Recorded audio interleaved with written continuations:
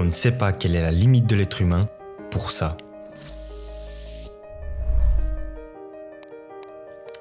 Si vous exposez délibérément des individus à des situations qu'ils évitent et qu'ils redoutent, tout en les incitant à surmonter ces obstacles pour atteindre les objectifs qu'ils se sont fixés, ils deviendront forcément plus forts, c'est évident.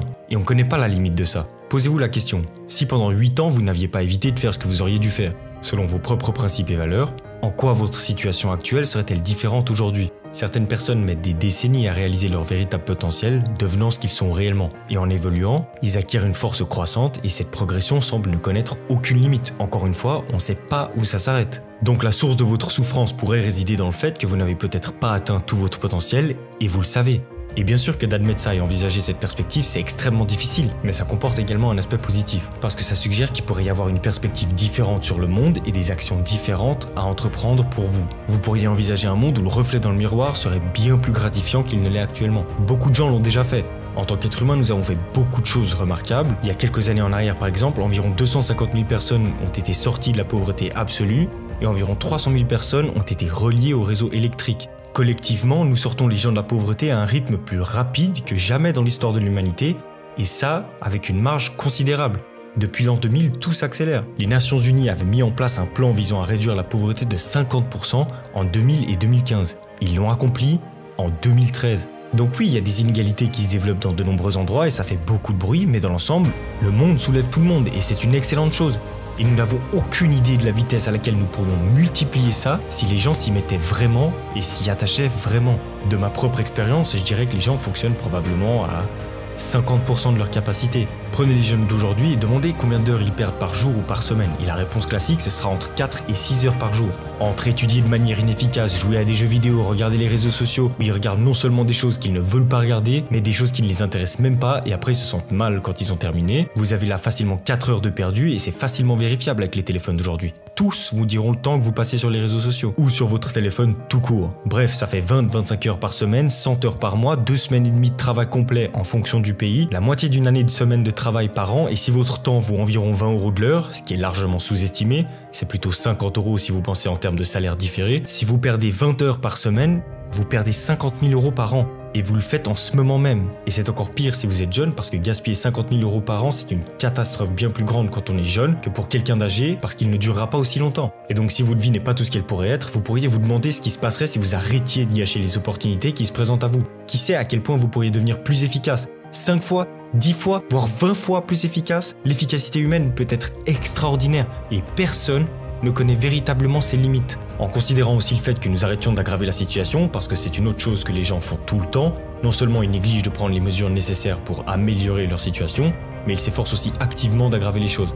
Parce qu'ils sont roquiniers, arrogants, trompeurs, génocidaires, ou toutes ces caractéristiques combinées, formant ainsi un comportement profondément pathologique. Et si les gens commencent vraiment à essayer d'arrêter d'empirer les choses, on ne sait pas du tout où on en serait, simplement en le faisant. Il y a donc cette dynamique étrange qui fait partie du système d'idées existentielles entre la vulnérabilité humaine, le jugement social, qui sont tous deux des causes majeures de souffrance, et l'échec des individus à adopter la responsabilité qu'ils savent qu'ils devraient prendre. Et ça c'est très intéressant aussi, vous savez, il existe cette notion selon laquelle les gens ont une conscience. La conscience, c'est ce sentiment ou cette voix intérieure qui surgit juste avant de faire quelque chose que l'on reconnaît comme étant stupide. C'est comme un avertissement qui nous dit que nous ne devrions probablement pas faire cette chose stupide.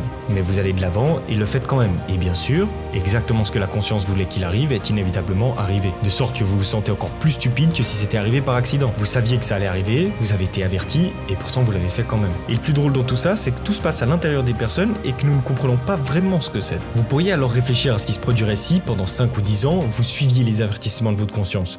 Imaginez la situation dans laquelle vous seriez aujourd'hui, la famille que vous auriez et les types de relations que vous pourriez construire. Il est clair que les relations basées sur votre véritable nature seront bien plus solides et satisfaisantes que celles forgées sur des apparences. Naturellement, ça implique que la personne avec laquelle vous partagez votre vie doit affronter l'ensemble de votre être avec toutes ses compétences et ses imperfections, ce qui peut être une tâche délicate bien sûr. Par contre, si vous parvenez à surmonter ça, vous construisez au moins un fondement solide sur lequel vous pouvez vous appuyer, vous offrant ainsi une vie totalement authentique.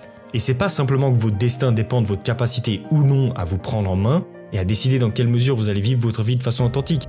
C'est pas seulement votre destin, c'est le destin de toutes les personnes avec lesquelles vous êtes en réseau. Et ça, c'est encore autre chose. Avec 8 milliards de personnes dans le monde, il est possible de se considérer comme un minuscule grain de poussière sans importance. Mais c'est pas le cas.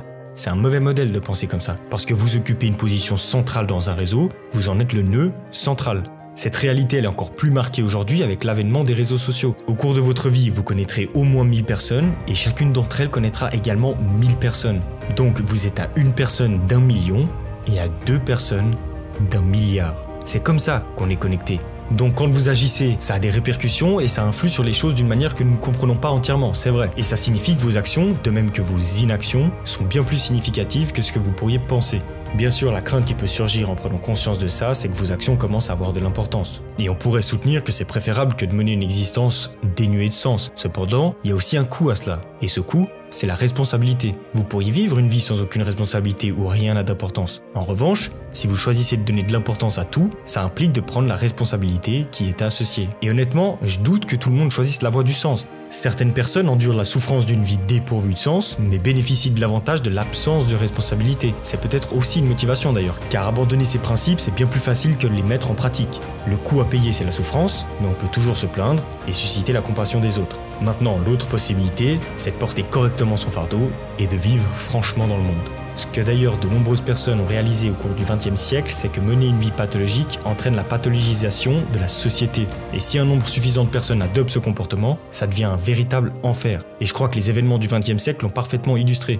Et donc vous pouvez décider si vous avez envie de revivre l'enfer du XXe siècle, ou pire encore, d'entraîner votre famille et tous vos amis dans cet enfer, parce que c'est exactement ce qui s'est passé. Alors que d'un autre côté, si vous assumiez vos responsabilités et accomplissiez ne serait-ce qu'1% de plus chaque jour en faisant face à vos peurs, il est évident qu'avec le temps, vous atteindriez l'endroit où vous avez toujours rêvé d'être. Et il est évident que si tout le monde le faisait, nous pourrions vivre dans un monde meilleur.